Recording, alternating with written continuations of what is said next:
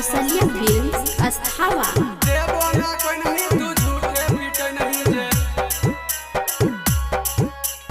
Music by DJ Vikas Sitamarhi.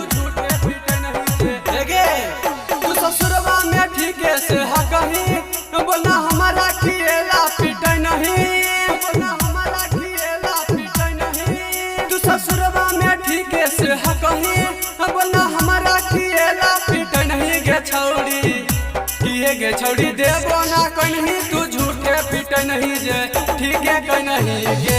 किए गे छौड़ी देबो ना कहीं तू झूठे पीटे नहीं जे ठीके कहीं नहीं गे।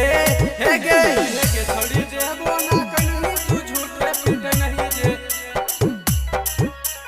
देबो ना कहीं तू झूठे पीटे नहीं जे।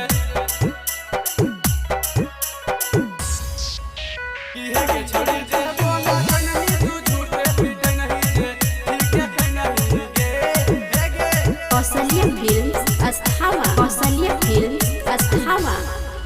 हेगे अखने बनो ही तू साथी सो भीतरी देख ले लियो चीजवा तोर फाटल हो भीतरी, देख ले लियो चीजवा तोर फाटल हो भीतरी। हेगे अखने बनो ही तू साथी सो भीतरी देख ले लियो चीजवा तोर फाटल हो भीतरी। तोरा भद्रा के पड़ जितो गिरावा झूठे दिन ही तू हमारा भी गिरवा गे छौड़ी।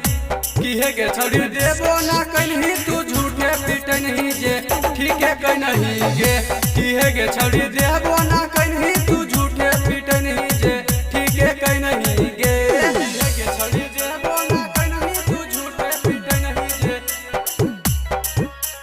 देबो ना कहीं तू झूठे पीटे नहीं जे। की हेगे छौड़ी देबो ना कहीं तू झूठे पीटे नहीं जे ठीके कहीं नहीं गे। हेगे पिक्स बाय बाबा स्टार।